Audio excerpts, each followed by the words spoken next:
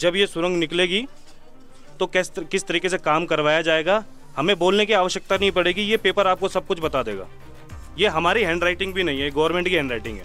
Letter ये कहता है कि हमारी जो क्षति को है हमारे हिसाब से पूरा किया जाए।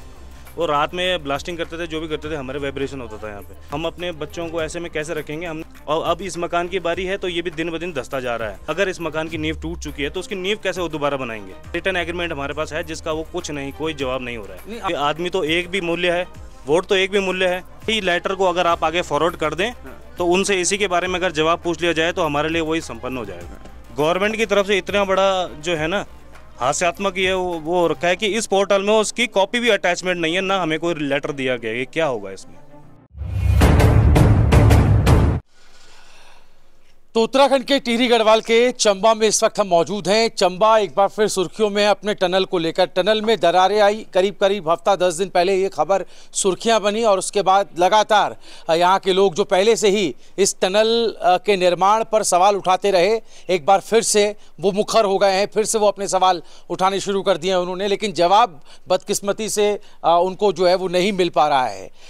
इस पर हम बाद में जाएंगे, लेकिन आपको मैं जो तस्वीरें दिखा रहा हूँ स्क्रीन पर, वो तस्वीरें जो है वो आप देख सकते हैं। दीवार बनाई जा रही है, ये वो दीवार है जो घर के आगे की है, प्रोटेक्शन वॉल जिसको हम कह सकते हैं, क्योंकि नीचे का हिस्सा लगातार स्लाइड होता जा रहा है और वो टनल की वजह से हो रहा है, यहाँ के लोगों का कहना है, क्योंकि जो बुनियाद है घरों की वो पूरी तरह से डैमेज हो चुकी है, हिल चुकी है। तो आप समझ सकते हैं कि किस परिस्थिति में यहाँ के लोग दिन रात अपनी गुजार रहे हैं।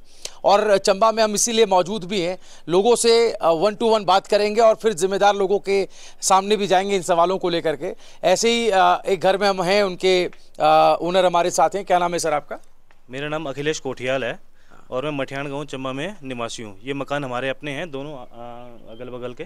मेरे चाचा जी का मकान बगल में है, श्री जगदीश प्रसाद कोठियाल जी, और ये हमारा अपना मकान है। हमने कई बार उनसे अपनी बात ये कही है, और जब ये प्रोजेक्ट शुरू हुआ था 2019 में, हमने तभी इसका विरोध किया था। इसमें विरोध के लिए हमने अपना इनसे कई बार स्ट्राइक भी करी, हमने यहाँ पर धरना भी दिया है, जिसके जब ये शुरू पहले ड्रिल में हमारे मकान फट चुके थे, खेत भी डैमेज हो चुके थे, और ये प्रोटेक्शन वॉल जो लगाई थी ये उसी टाइम गिरनी शुरू हो गई थी, पूरे फट गए थे। तो हमने उन्हें इसके बारे में बताया था कि जी हमारे इसमें ये इफेक्ट आ रहा है आपके ड्रिल करने से। वो रात में ब्लास्टिंग करते थे, जो भी करते थे, हमारे वाइब्रेशन होता था यहाँ पे।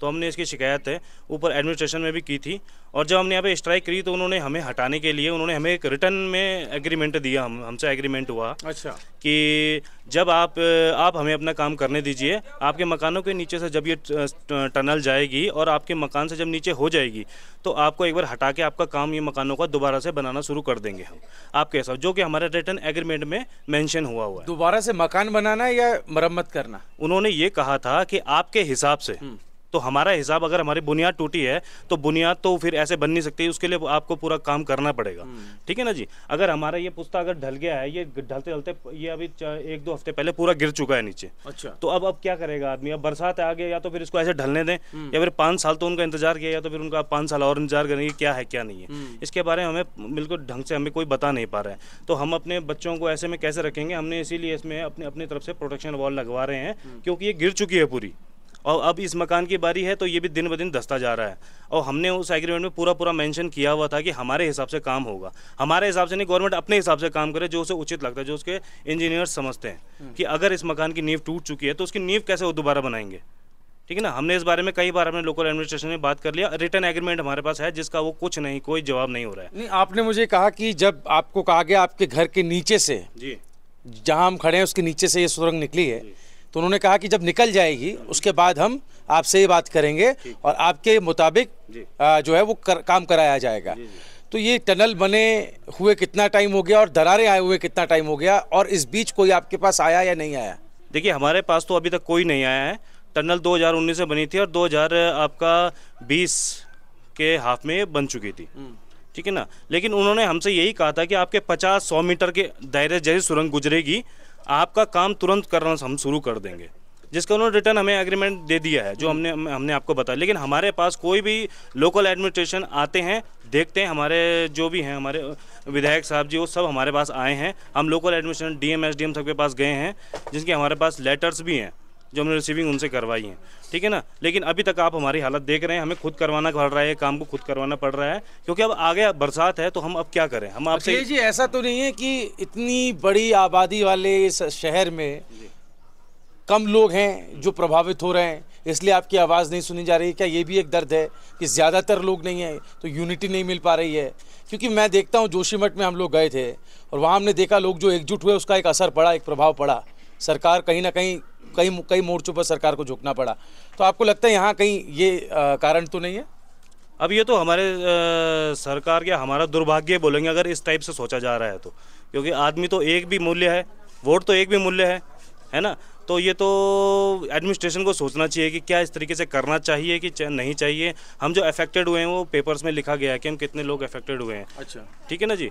बाकी तो अब एडमिनिस्ट्रेशन इस तरीके से सोच के अगर इस कार्रवाई को आगे नहीं बढ़ा रहा है तो वो बहुत ही सोचने की नगर पालिका का क्षेत्र है, नगर पालिका का क्षेत्र है जी। तो नगर पालिका का इसमें क्या भूमिका होती है और उसने क्या कोई किसी तरह का कोई कदम, या आप लोग उसके पास गए, उस बॉडी के पास, उसने आपको कोई जवाब क्या दिया? नहीं, हमारे पास तो अभी तक कोई नहीं आया है। अच्छा। और हम कई बार जा चुके हैं सबके पास, ठीक है ना। अब इसमें अब क्या बताया जाए, हम तो बिल्कुल जो है बिल्कुल निराश होके अब यहाँ पे हैं, जिसके रिटर्न डॉक्यूमेंट्स हमारे पास हैं। ये देखिए लिखित है, अगर आप इसको दिखा सकते हैं, जिसमें प्रॉपर मेंशन हो रखा है कि जब ये सुरंग निकलेगी तो किस तरीके से काम करवाया जाएगा। हमें बोलने की आवश्यकता नहीं पड़ेगी, ये पेपर आपको सब कुछ बता देगा, जिसमें लोकल एडमिनिस्ट्रेशन के साइंस हैं, सब कुछ है, डॉक्यूमेंट्स प्रॉपर है। ये हमारी हैंड राइटिंग भी नहीं है, गवर्नमेंट की हैंड राइटिंग है। इसमें तहसीलदार, इसमें हमें इसमें कुछ नहीं, हाँ, का स्टाम्प इसमें लगा हुआ है, उनके सिग्नेचर हैं। इसके अलावा यहाँ पर श्रीवास्तव जी हैं, ये बीआरओ हेड चीफ हैं, कर्नल हैं। और उसके अलावा यहाँ मैं देख रहा हूँ भारत कंस्ट्रक्शन जो कि निर्माणदायी संस्था है, यहाँ पर जो बीआरओ के साथ काम कर रही थी उसके यहाँ पर प्रोजेक्ट मैनेजर के साइन है, अग्रवाल जी हैं कोई। तो ये आपको मिला हुआ है, ये आश्वासन आपको लिखित दिया है, उसमें लिखा है तारीख 27 तारीख है 7वां महीना 2019 साल। इसमें मैं देख सकता हूँ यहाँ पर साफ जो है वो मेंशन है, स्थान जो है वो गुलडी का, यहाँ पर मठियाण गाँव गुलडी, क्योंकि ये जो एरिया है मठियाण पड़ता है। हमें ना कह के, हमें अगर यही लेटर को अगर आप आगे फॉरवर्ड कर दें तो उनसे इसी के बारे में अगर जवाब पूछ लिया जाए तो हमारे लिए वही संपन्न हो जाएगा। तो ये लेटर का मजमून क्या है, मतलब इसमें लब्बो लुबाब क्या है इस लेटर का? एक वर्ड में अगर आप बताएं, क्या एक लाइन में बताना चाहें, क्या कहता है ये लेटर? ये लेटर ये कहता है कि हमारी जो क्षति को है हमारे हिसाब से पूरा किया जाए। इसका लास्ट यही है, इसका कंक्लूजन यही है, ठीक है ना। जो कि रिटर्न में इन्होंने हमें उस टाइम पे स्ट्राइक के दौरान उठवा के ये कहा था कि हम आपको रिटर्न में दे देते हैं और आप जो हैं बस हमें काम करने दीजिए जी। देखिए, एक होता है लीगल डॉक्यूमेंट जो आप देखते हैं स्टाम्प पेपर पे होता है, लेकिन ये उससे कम नहीं है, क्योंकि इसमें तहसीलदार जो कि एक गवर्निंग जो बॉडी होती है, जो संवैधानिक हम कहें कि एक बॉडी होती है, उसके यहाँ पर सिग्नेचर हैं। और बाकायदा बीआरओ हमारी जो बॉर्डर रोड ऑर्गेनाइजेशन है उसके पदाधिकारी हैं। इसके अलावा प्रोजेक्ट जो मैनेजर हैं भारत कंस्ट्रक्शन, जिनको सरकार ने ठेका दिया हुआ है, उसके प्रोजेक्ट मैनेजर लिखते हैं। तो ये भी कम जो है वो वैधानिक दस्तावेज से बिल्कुल कम नहीं है। लेकिन इसका जवाब कब मिलेगा, कैसे मिलेगा, इतना वक्त गुजर गया, लोगों को उनके हालात के भरोसे छोड़ दिया गया। तो ये बहुत बढ़िया बात, मैं ये सवाल मैंने इसीलिए इनसे पूछा था कि क्या गिनती में कम है, इस वजह से इनकी कोई सुनवाई नहीं।